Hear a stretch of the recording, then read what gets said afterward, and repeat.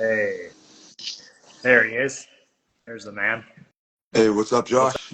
How you doing, up? man? Can you hear me okay? Yeah, I hear you good. Okay, awesome. Yeah. I was just telling, my dozens of fans out there that tonight I'm joined by a local legend, uh, you know, professional MMA fighter, record of 5 wins, 2 losses from Truro, Nova Scotia, the Bear, Pat Carroll. What's up, man? Thanks What's for on the go tonight? Yeah, thanks for joining me tonight. This is a long time coming. I've kind of sporadically been doing podcasts and interviews since I think like COVID lockdown and stuff, right? So that's like 2020. And now it's 2024. And I said briefly, people may not know, but you're my brother in law. We've been friends for a long time. I don't even know when we would have met, but it was like, over 10 years ago for sure. Um, and yeah, so we've known each other for a long time, but there's not a lot of like interviews and podcasts that you've done. It's hard to find a lot of information about you. So I thought it'd be cool just to chat, me and you, people find out a little bit more about your history and martial arts and your training and stuff. And yeah, if people don't know, you just had a fight recently. It was kind of a comeback. You'd had a few years off. So just talk a little bit about your most recent fight that you just had. Did it all go to plan? What just talk a little bit about it. Yeah, it was good to get back in there, man. Yeah, it really didn't feel like I had a lot of time off, honestly. Just like I don't know, just not a lot of changes after. Like everything's still the same. It's just like you just want to train more, fight again. But yeah, I felt pretty calm in there. I just wanted to like take my time and just take my time and just you know um stay calm and just get the job done. But I was happy to get the win, man. Get the first time winning by rear naked choke is always cool. I know it's one of your favorite moves in competition and the gym for sure. Yeah, that was amazing. And like, was that the game plan? Did you have a specific game plan? I feel like you used your wrestling and you grappled them quite a bit. Was that the plan going in, or were you just just whatever happens happens? No, I didn't really care too much. I didn't know much about the guy. I thought I was really just gonna strike with the guy, but then we just kind of fucking we just kind of clinched up just naturally. It's gonna happen. Then I just like from there it just felt like I could just do whatever I wanted to do. But yeah, I don't know.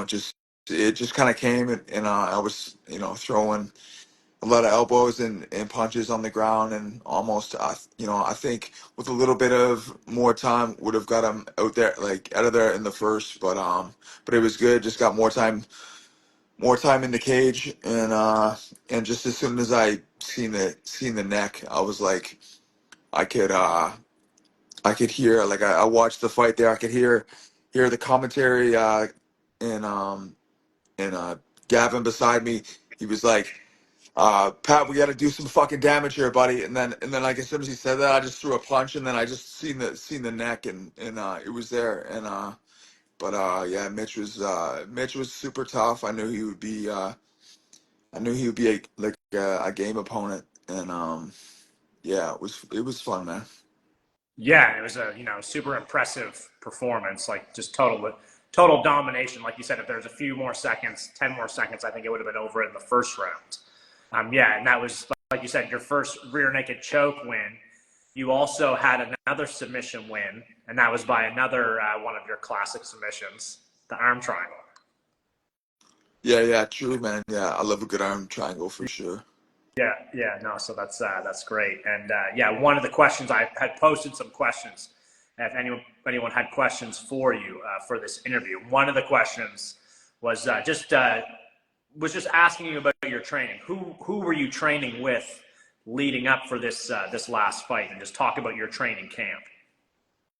Yeah, I did my training camp at Tower One in Dartmouth.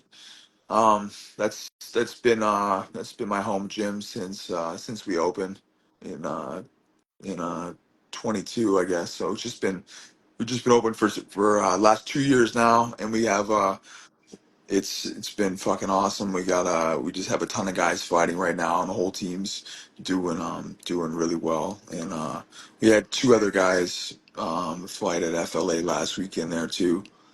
Brandon Binder and the fucking mummy Abdelaziz, and they both, I thought they both had great performances. They both look like killers. Like Brandon, it's only like Brandon's second fight ever, and yeah, like the way that he's fighting right now, like don't be surprised if you see him fighting at a high level, and Abdel's gonna be there. He's already there. He just yeah, just a couple more fights, and yeah, you're gonna see him on Contender Series or just fucking right in the UFC. Really, I think he's gonna do really well.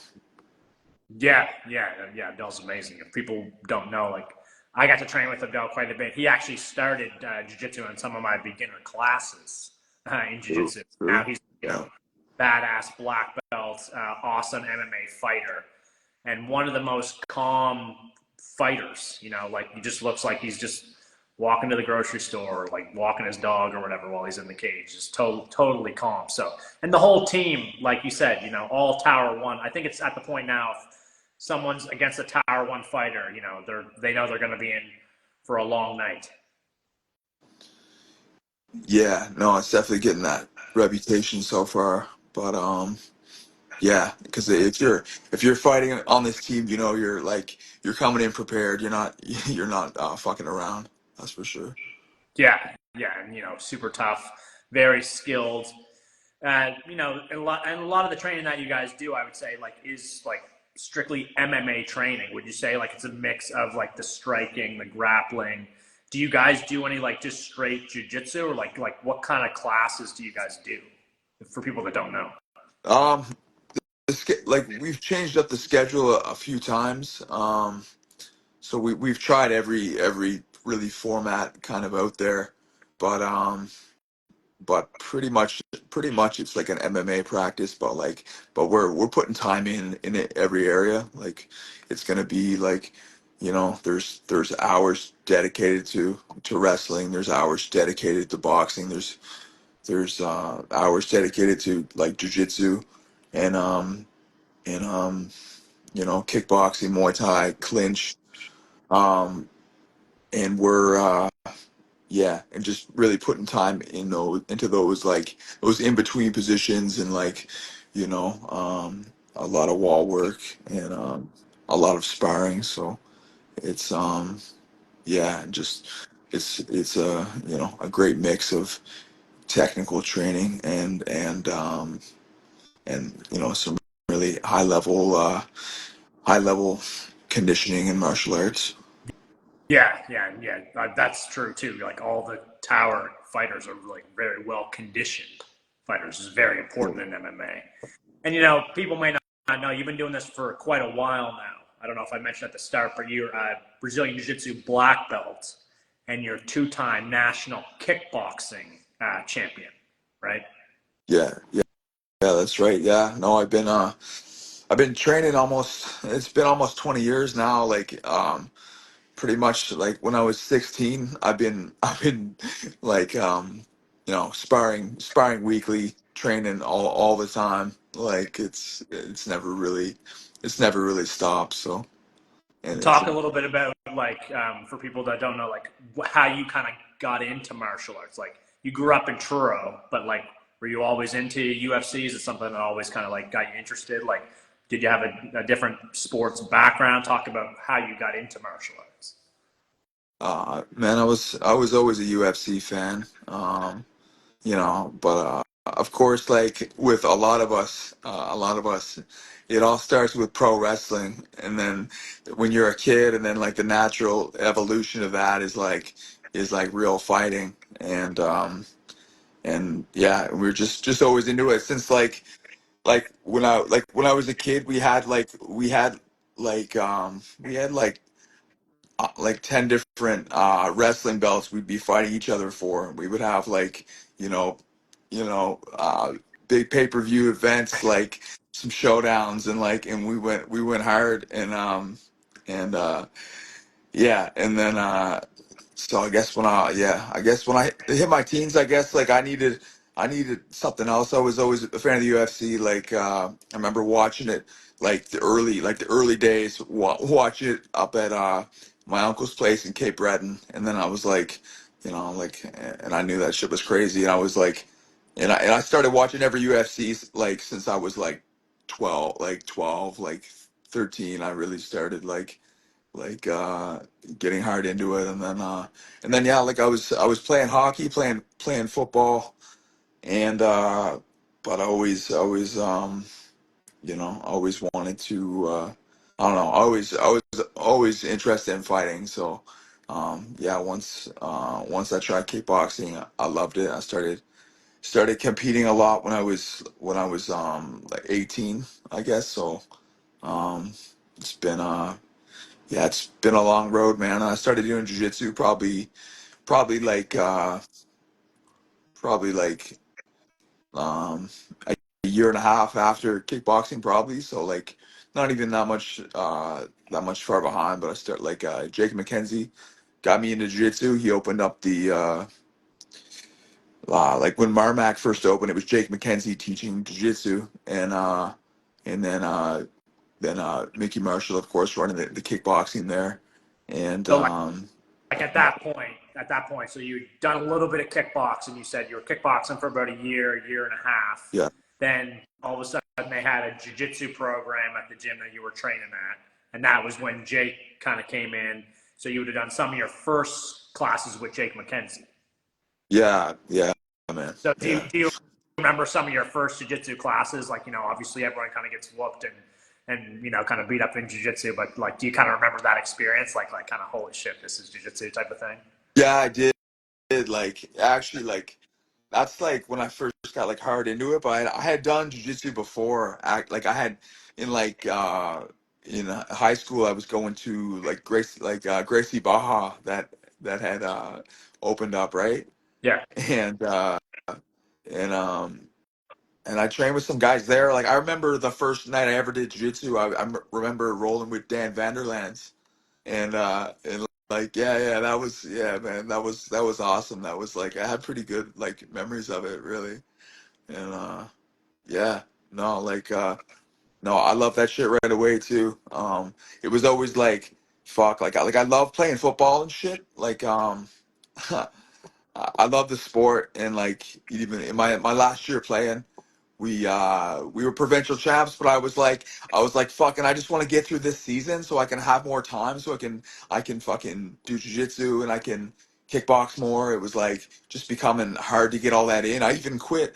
I was like I didn't even play. I think I played hockey when I was like in grade 10, and then grade 11 I didn't play, and then like then I was like debating the comeback or whatever, and I like I got back on like the old team that I played for. I didn't even go to the tryouts, but they just like wanted me or whatever, and I could get on, so I was like, yeah, fuck it, and but I was playing a few games, and I was just like, like I really I really just want to kickbox and go to jiu-jitsu. It was like not even yeah, like I couldn't fight it anymore. Yeah, that's awesome. So yeah, like it sounded like you were hardcore into football and hockey. Obviously, you started doing kickboxing, had fun with that, and then eventually it just took over, and then just snowballed from there. Yeah, yeah, pretty much, man. Pretty much, yeah. And you've competed in kickboxing quite a bit. I know that. So tell people that wouldn't know, just like your kickboxing experience, the Canadian Nationals. Like, what is that? Where did you go? And just talk a little bit about like your time in the kickboxing world. Yeah, so they have the nationals in Ontario. It used to be every 2 years they would have it. I went in 2009 and 2011. I'm not sure if they do it yearly now. I know it's kind of things have changed a bit. They used to hold like there's Waco Canada, like WAKO. They've kind of seemed to like have taken over what was like what was another, under a different banner. But yeah, would have nationals every 2 years. And yeah, the first time I went, I only had like one fight going into it, and ended up like just doing like three fights in one weekend, and going home with a belt. And I like, man, I thought I was gonna get my ass whooped anyways. Like I was like, what, going to fucking nationals? Like, what the fuck am I? I have one fight. What am I like? What am I doing here? But my coach was like, real. He really pushed me to go. Like he yeah, believed in me there a little bit, so I was able to get a good start in the kickboxing, and travel the world a bit. And yeah, uh yeah, it was pretty awesome, man. I have a lot of good memories of those days. Yeah, that's awesome. So you said 2009, 2011, Yeah. you went, and so would that would that have been like in Ottawa both times you went there? It was in it was just like outside of Toronto. Oh, outside Toronto. Yeah. And And where are yeah, some it was it places? was there it was there both times. Yeah. Where are some of the places, like you said, you traveled around for kickboxing? Where are some of the other places you would have got to travel for when you were Um, doing the kickboxing? I did a lot of fights in Ontario, and then just did fights in like in Newfoundland, and went to where else, like fought in PEI a couple times. But fought in when I got on the Canadian national team. I went to Italy. I fought in Lignano, Italy. Yeah, that was an awesome experience too. Yeah, yeah, no, that sounds awesome. Like a lot of really good times, wicked traveling. So you got all this awesome experience kickboxing. You were doing jiu-jitsu, and I looked it up. So you had your first pro MMA fight in 2012. Do you remember much about that? Yeah, I feel like I remember all this shit. Like this is yeah, it's like it's yeah, not just a hobby for me. This is just like just my life. So I feel like, especially with fights, I can always like, and even like life events, I remember if it happens around the fight, you know what I mean? Like, you don't really lose that. I feel like every fight kind of stays with you a little bit. Do you remember the main event of that card? Because I looked that up on your Yeah, first I do. pro. Yeah, I do. It was Ricky Goodall versus Joe Ray. Yeah, you're right. Yeah, You're yeah. right. It was funny, man. It was funny, man. After even Ricky was he was my teammate. I was training with him a lot, but I ended up like giving Joe Ray and his buddy just a lift over to their hotel that night, and then fucking years later, like a few years ago when I was in Thailand, I fucking saw Joe Ray out there. Thought it was pretty cool to just run into him again. Yeah, yeah, someone that you fought with on your first pro MMA fight card. Like that's pretty awesome. Yeah.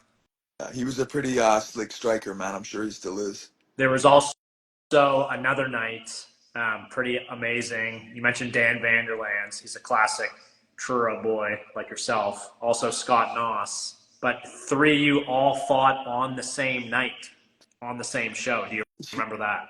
Yeah, that was incredible actually. Yeah. That was a big deal at the time, yeah. That was like, I think that's right when I was moving out of Truro too. Like I moved in with you guys on Spruce Street, like right after that fight. So it was just kind of a good send off for the Truro crew, man. Scotty, Dan, and our boy Cody Glode, R.I.P. Yeah, man. Yeah. It's a big night for Truro, one of the biggest for MMA. Because you guys would have been some of the first guys from Truro to fight pro MMA, right? Yeah, the boys did amateur fights that night, but I've looked into the history, and I think that I mean, honestly, I consider myself like from Halifax now, just because I was born here, and I and I moved to Truro as a kid. I grew up in Truro for sure, man. Got a lot love for Truro too, but just living in Halifax so long just really feels like home. But what was I gonna say? Yeah, yeah, all three of the boys had crazy fights. I remember like before my fight, um, I was like out watching Scotty's fight, and I was just like I'm way different now. Like I don't know, like way different now. But back then I was like just really getting way too engaged in the fight, like just fucking just losing it, yelling, like you know what I mean, like getting like way too like the emotions just going up and down, getting revved You up. still Where had to you know, fight later that night. yeah, I should just be chilling. And Dan's fight was crazy too. I remember, yeah, he fought Eric Norris, and but uh, but yeah, and then Coach was just running back and forth because he was like, you know what I mean, like wrapping hands, going out, cornering, and then fucking I remember like I didn't even get to warm up because I was like waiting to get wrapped, but I was like waiting for all the guys to like, finish their fights, and they're like cornering each other and shit. I feel like like ended up cornering the boys, I think after he fought or something, and and yeah, so it was like then by the time they got back there, I had to get wrapped up, and then like when I was getting wrapped up, they're like already like telling me like we got to go, like it's fights happening. So I was like fuck, and I was like, and then I remember coach just be like you don't need to warm up, and I'm like yeah you're right, you're right actually. Like I took the fight on like 2 weeks notice or something. It was like yeah, short notice. No, and there was no warm up. So I remember the walk to the cage being like, okay, like the walk is gonna be your warm up. So the walk was high energy, a lot of jumping around, a lot of yeah. Had to fucking get some blood flowing. Yeah, no, I've been in the same situation before, like for jujitsu, like just whatever happened, and like you get called to the mat, and it's like, crap, I didn't do any warm up, and it really does like affect. It can affect your performance and mentally too, because everyone has a routine that they like to go through right before you have your fight or event or whatever it is. So yeah, I can see that that could mess with you. But yeah, you really just that's like a moment where you just have to kind of dial in and focus and like just get the job done, right? And you won that night too, right?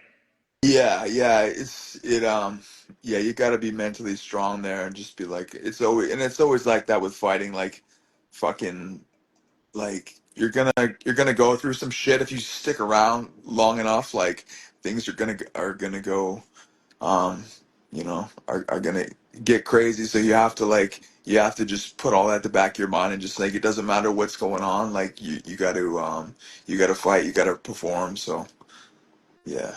Yeah, and like so you mentioned that was like all the three guys fought from Truro. You moved to Halifax, so we lived together for a number of years. We did a lot of jiu-jitsu training together. We used to do a lot of morning training together, a lot of rolls. There'd be just like a handful of us training, and you are black belt in Brazilian jiu-jitsu. Talk about like when you got your black belt. Obviously, like that was kind of a special thing for you. Like just talk a little bit about that. Yeah, no, getting the black belt was awesome, man. Just because of the team, man. Honestly, like Peter and Kevin, those guys are legends around here. Like, um, I was like hearing stories about those guys like back when I was in high school and shit, and I always looked up to them. They helped me out a lot. Like both in like training in the gym and in you know outside of the gym too, like in life. So yeah, just it was awesome to get from those guys, and Peter, man, he's sneaky, so still somehow he like surprised me. um it was cool, man. It was, I think, like 14 years of training, I think, and it was awesome too because like I said, like Jake McKenzie got me into jiu-jitsu, and then like he had started his training with Peter and Kev, and he was always telling me about those guys, and then it was cool to get it from them, and yeah, no, and just the whole Enzo Gracie Halifax crew's been really good to me. Yeah, no, it's that's awesome. You always it's cool to see, you're obviously really good in kickboxing, but you were humble enough to start as a white belt in jiu-jitsu and build yourself up to black belt. And just a couple quick jiu-jitsu related questions. Yeah. What is your favorite jiu-jitsu technique? You had to pick one. Um, Man, that's a tough question, man. I mean, you can't go wrong with with an arm triangle, but man, I like man, that is tough. But I guess I'll have to just go with that answer. Arm triangle. Yeah, yeah. Nice. I like it. What is a jiu-jitsu move that you hate, that you don't like? Like if someone wants to drill it, you're like, fuck that I now. don't know most of them. um, no, I don't know, man. No, I fuck. I don't know, man. I'm not a hater, man. I'm open to any technique if it works, really. And if someone is making it work at a high level, then I'm fucking interested in it. And yeah, and like obviously, you're fighting, so you're looking more at what is working and what's practical for MMA and for fights. You For know, sure. Yeah, some I definitely put more time into positions and submissions that I think are going to be a little more MMA applicable. Like I don't know, you can make almost anything work, but it's fucking a lot of it's dangerous when you're getting punched in the face and shit. So it's like you gotta make adjustments, but obviously there's a lot of techniques that are really strong for MMA. So I try to put most of my time into that, but it's always cool to work on other things and yeah, I'm not really hating on any techniques. all right. I know the answer to this, but for people that don't, have you ever competed? Have you ever competed in jiu-jitsu? Yeah, man. Yeah, I've competed in jiu-jitsu a lot. Yeah, it's been forever. I think, man, I think the last time I competed in jiu-jitsu was the last time that I competed in Pictou County. So it was kind of the comeback there. And, yeah, I remember, yeah, I, competed at submission series and, yeah, I won a match over, yeah, with, Jesse Allen, and then I went and got hammered with Diego Sanchez afterwards, and we watched Jones versus DC too, and yeah, it was a wild night. Yeah, yeah, one you won't forget. And you also we went also to the Boston Open before. You competed in Boston before. You competed like Abaya Open, like you said, you've competed quite a lot. Gi and no gi. Some people Yeah, might be surprised to know yeah, that, right? yeah, man. Yeah. I used to, yeah, love training in the gi, man. I mean, like the first like jiu-jitsu tournament I did, I got I got a gi like that week, and Jake was like, yeah, man, all you guys should do it, and I was like, all right, we're doing it, just fucking jumped right in, training less than 6 weeks, and it was, but it was like, I don't know, man, like we had a really like high level coaching for especially for back then, and and we were all like athletic dudes who were already kind of doing our thing, so we all did really good in those those white belt divisions. Yeah, yeah, no, that's awesome. And those are the days. Like just like you said, not a lot of experience, but if you had like a good coach in your corner, like it makes a world of difference. Yeah, 100%. You love wrestling too. Do you have a favorite takedown that you like? uh, uh Man, not really. I like a lot of body lock takedowns and single leg takedowns. Yeah. Stuff that works Nah, good against the cage. but yeah, but man, like double legs, like just yeah, man. Uchi's like every yeah, any takedown that works, man. I love to. Nice. Yeah. Okay. This could be for jiu-jitsu or MMA, but like, what's an unexpected challenge that you've had to face in your training, in your fighting career? It could be like, an injury or like something personal, something like an unexpected challenge you've had to face. Yeah, yeah. I mean, honestly, like none of them are unexpected because I just always expect challenges because it's always been like in MMA, like since like I had my first MMA fight in 2011, and like amateur MMA, and like and it's like it's just been years of like ups and downs, like struggles, but I don't know, like injuries and shit. I guess you would say I've had a number of knee surgeries, and man, I had like I had a car accident, delay my career for a bit. Like what else? Um, yeah, a lot of life shit I won't even get into, but like that's just everyone's deal, man. You just gotta like if you if you yeah, if you love your sport enough, man, you're gonna stay in it. So that's that's it, man. I've always been ready for any challenge. Yeah. Yeah, that's it, man. It's a rough old sport, and just like you said, you got to be ready to overcome challenges. Like we were even talking about earlier, like in the fight itself, you're gonna have to go through some tough moments. Like that's part of it, right? So yeah, I think that's a good mentality to have to share with people. Shout out to Riley and Rude. What up, man?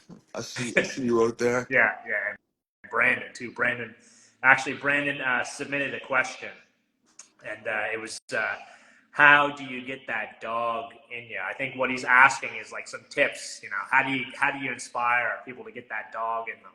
In sparring, jiu-jitsu, Muay Thai, MMA, whatever it is. Well, how do you like coach that in people? Man, I, I don't even know. I don't even know if that's something that can be coached, man. Like I don't know how to say that to people. I just feel like naturally, man. I've always like I don't know. I've always just been fucking intense and ready, man. I don't know if you can really talk that into people without just I don't know. Yeah, like Sean Strickland says, man. Sometimes you just gotta stop being a fucking pussy and just like Yeah, true. Yeah, I think personally, like putting yourself in tough situations, bad situations, whether it's like for jujitsu, someone on your back or in mount or whatever it is, I think that can kind of inspire some confidence in people because like okay, I've been in like bad spots, I know what to do. So like I think it is true. Like you can't really coach it in people or like just inspire it in people, but yeah, you can try to build it in some ways. But yeah, it's kind of yeah. an interesting topic. No, yeah, I know what you're saying now. Yeah, like it's definitely like I don't know if you're like if you have a guy who hasn't been training that long and he's like I don't know like he's doing really well, crushing all his competition and like not getting thrown in like bad spots. Like when he does face that, it's like it's gonna be different. Like you have to kind of instill that, like just throw that into your training. You gotta do bad positions. You gotta fucking it doesn't matter if you're if you're tired or whatever. Like you're not skipping practice. Like you're working on your conditioning. Like you're ready to be put into these bad positions and come out on top. Yeah, we used to do that all the time and still do. Start from the back, start from the mount, like just like start in like terrible positions. But like, I think part of jiu-jitsu and part of martial arts is like like the mental aspect of it too, and like staying calm in like bad pressure situations. Like and that helps in life. Like, would you agree? Yeah, definitely, man. It's like I don't know. People seem to think I'm more calm than the average person and all that, and it's just like I mean, like yeah, at the end of the day, all the training and shit, you just wanna chill, but it's like I don't know, just the shit that training puts you through. Like you can you can breathe and work your way out of anything. Yeah, and yeah, just kind of putting yourself under stress. It's tough, but it's good for you. So, we talked a lot about fights. People probably would know by now if you've been watching this for a little while. You're like an encyclopedia, especially of local fights. Yeah. Sometimes me and Pat, I'll just read him like ECC one. Do you remember this event? Like, yeah, that's when Jason McKay fought Gideon Ray. He knows everything about local fights. Yeah, Jason McDonald fought Yeah, fought Gideon. that's what I meant. Sorry, Yeah. of course. Yeah. And you've also been at a lot of UFCs.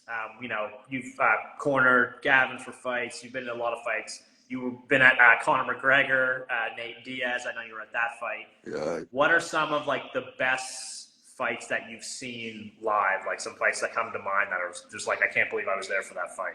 Oh, I mean, definitely like Connor versus Nate.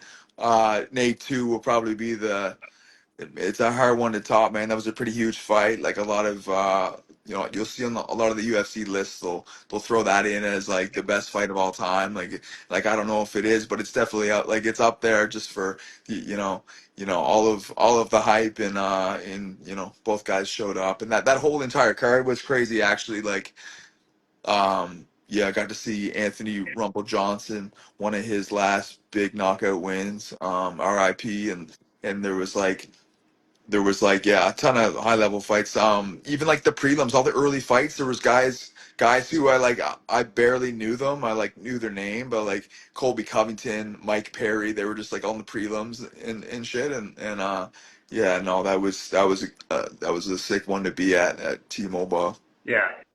No, that's amazing that you were there for that. Like, what about like locally? Any like local fights like that you've seen that it's like they've been like really like incredible to watch, like for maybe some of your teammates or. Yeah, definitely. I don't know. Uh, Gavin versus Lyndon Whitlock sticks out to me as a great local fight. I feel like you were there with me watching that one. Yeah, Uh, that one was in on like the Canard Street, I think, right? Like they had a couple ECCs there. yeah, Olympic Hall. Yeah, yeah, yeah. That was one that stood out for sure. Um, yeah. What else? I mean, the UFC coming to Halifax was incredible if you consider that one local. The last one that was here, but yeah, what else, man? I don't know. There was always like, yeah, I'm trying to think, Like like, think the about all the early, guys. we would have both been at some of the early ECCs with like Roger Hall at that was some awesome fights that Roger had. Some of TJ Grant's like early fights.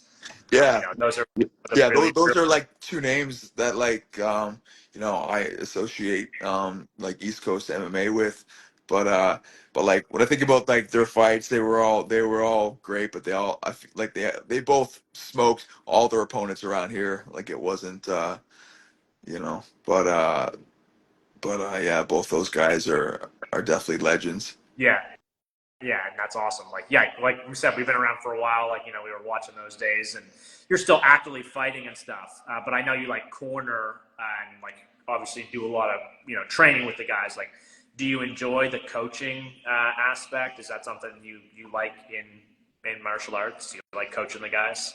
Yeah, I do. I do love coaching, man. It's been fun. It's like it's one of those things like like to be a great coach, you really have to like put all of the time into it. So like the last while, like I've been getting back into fighting, so it's like all my attention is kind of focused on that. But yeah, no, I've had a lot of fun coaching and cornering, man. Like got to travel the world a bit, like for some of Gavin's fights in the UFC, and going out to Russia with Chris Kalades for a couple of his M1 Global fights. Like that was awesome. But yeah, like I'm sure it's yeah something I'll go back to in the future, man. Like but yeah, like yeah, right now I just love just training with everyone on my team and just helping everyone get better. Is there anything you do now? Because like you train a lot of like sparring, martial arts training. Do you do anything for recovery now, or have you changed anything as you got older? Because you got a lot of mileage, so do I, on the body, a lot of classes, a lot of hours. What do you try to do for recovery, or what do you try to do to make sure that you're staying on the mat in the class? Yeah, I've definitely changed that aspect up a lot, I think, because like yeah, when I was younger, I didn't do shit for recovery. I didn't care about recovery. I didn't really see that as like a necessary thing. It would only just take away time from training and other shit. But yeah, I don't know, like getting up there. So I still like I don't probably do it as much as I should, but I definitely have a lot of people who help me out and help me get healthy this year because I've had some shitty injuries this year too. But I go and see the man Warren Hefford up at Proactive on up in Dartmouth in Burnside, and they have they have a sick crew of staff, and yeah, he works with a ton of high level athletes around here. He's one of the best I've ever seen, and my man Robbie McDonald at Nova Physiotherapy, man, I've been seeing for like, I feel like I was seeing him like when I first started fighting pro. So it's been a long time with him, man, and he's he's one of the best guys around for sure. He's been my go-to physio guy for a long time, and yeah, like I'll hit up some massages and try to I got into jumped on the old bandwagon of cold plunging and sauna and all that shit. Like I really like doing that. So yeah, man, you gotta take care of the body sometimes. Yeah, I agree with all that, except I can't do the cold plunge. I find that too.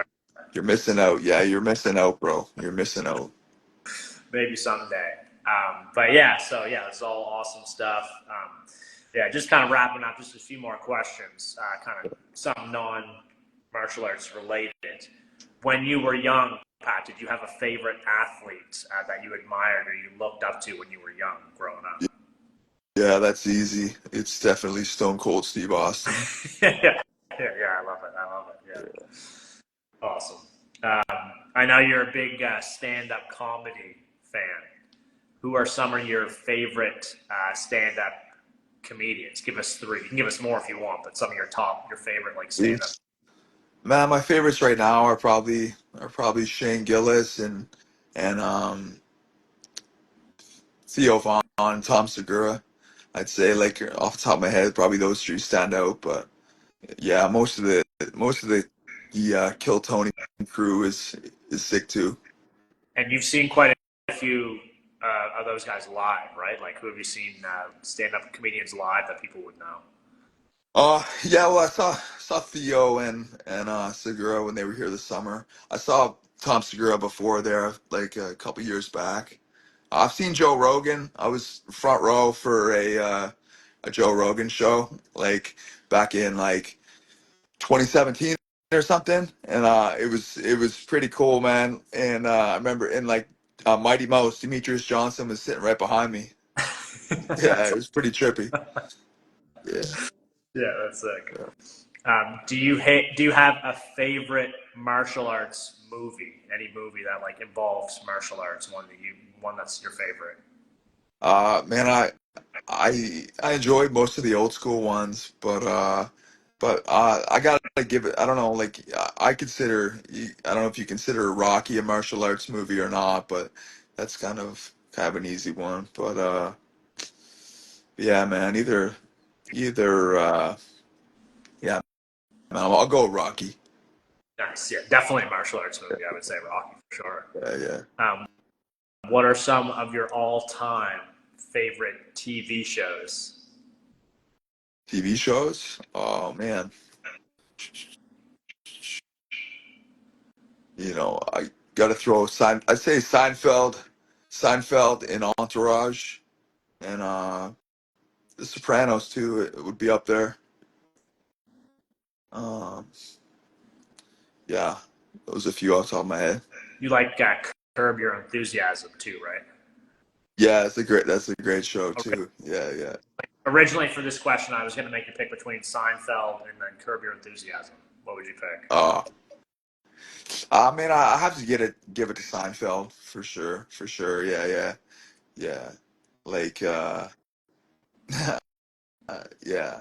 No, Curb is like, I think Curb just like wrapped it up, final season, but it's just like, I don't know. It's when they, it's still just kind of a Seinfeld tease, you know what I mean? But it is great.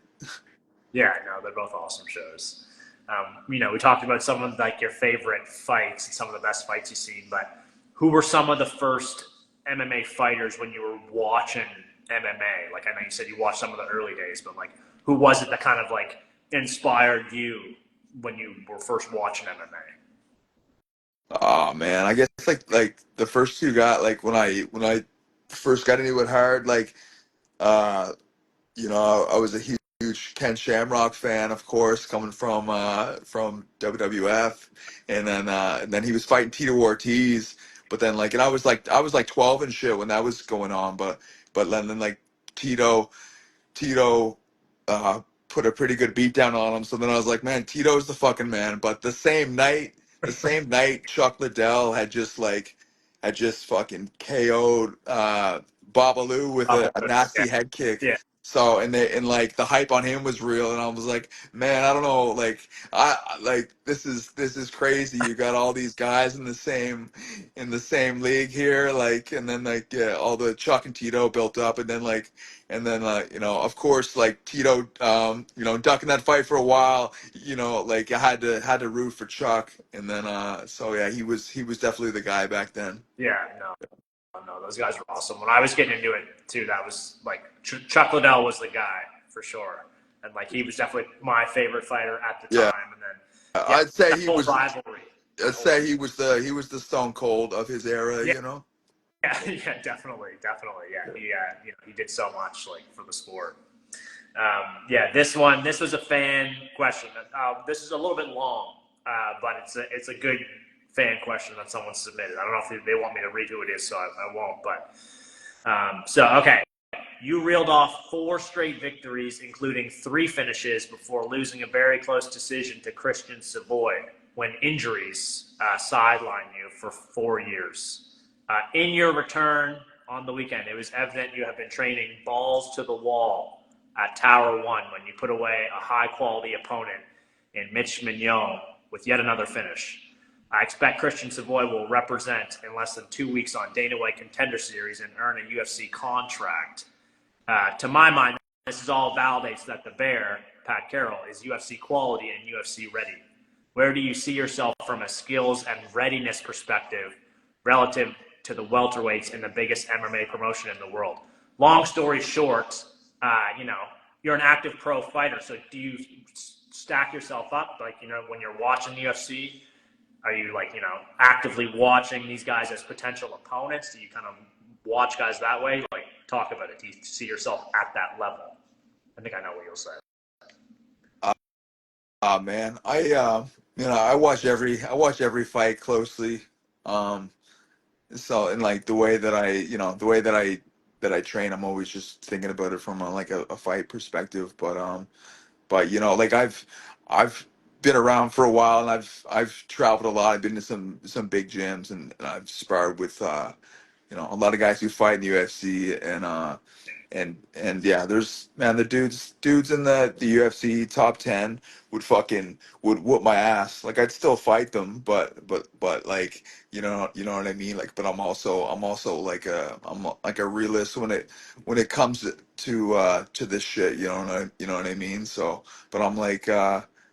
But I've sparred with some guys like that we've seen fight in UFC, man, and I've done really well. Like I know that I'm at a high level. Uh, but it's like, but like, yeah, yeah. But once you get past that entry, yeah, UFC level, like It's different. So I don't know. I don't even think about that shit too much, honestly. But yeah, yeah, Christian will be fighting on Contender Series here next week, and yeah, I mean, I wish him all the best, man. We had a close fight, man. A lot of people thought thought that I won, but I've always kind of, agreed with that, with that old saying of like to be the champ, you gotta really beat the champ. You know what I mean? So like it's like when you let fights go to a decision, you can't really complain about it. That's the